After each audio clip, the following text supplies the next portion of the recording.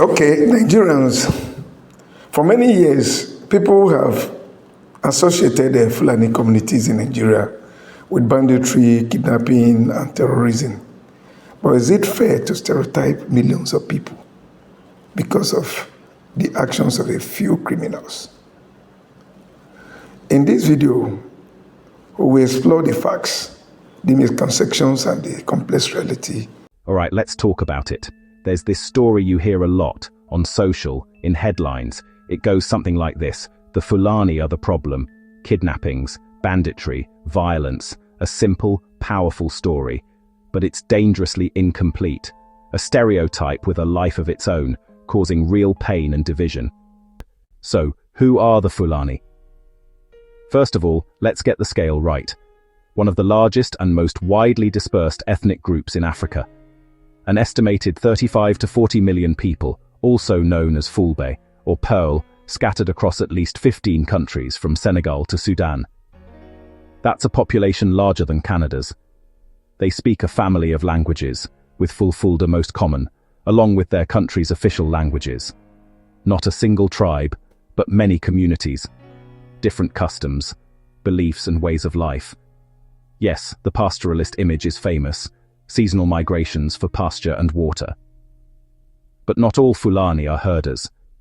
Many have long been town dwellers, scholars, imams, emirs, founders of powerful empires like Sokoto. Today, they are doctors, lawyers, tech entrepreneurs, politicians, and artists. Equating all Fulani with herding is like saying all Japanese are samurai, a caricature. A Fulani in Lagos or Dakar may share little day-to-day with a cousin herding cattle up north. Different concerns, different politics, different challenges. Some Muslim, some Christian, others traditional. Lumping millions into one stereotype erases real people and real histories. Historically, herders and farmers negotiated and cooperated. Today's clashes reflect broken systems, not ancient hatreds. If it's not ancient tribal hatred, why so many violent headlines? A perfect storm of modern problems. First, the environment. Climate change in the Sahel is daily reality. Desertification swallows grazing lands. Droughts intensify. Pastoralists are forced south into already farmed lands.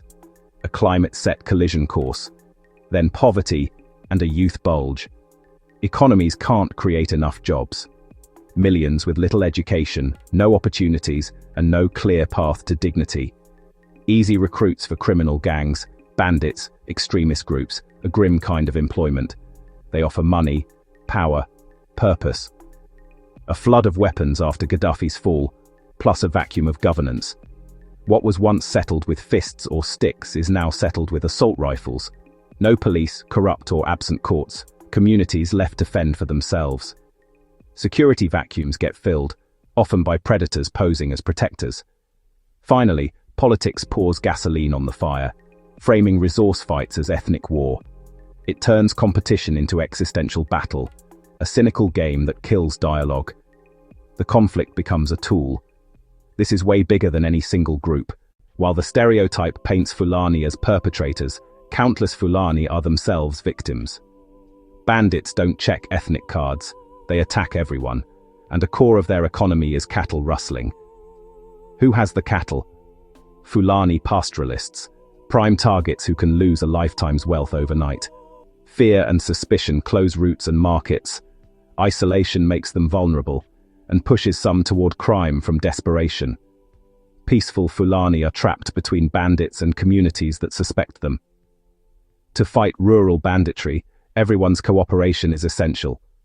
Alienating pastoralists sabotages security. Where do we go from here? First, stop blaming an entire people. Kill the stereotype before it kills more people. We need media that reports facts, not fear. That explains the why, not just the who. We must pause, think critically and ask, what part of the story am I not being told? Understanding is the antidote to blame.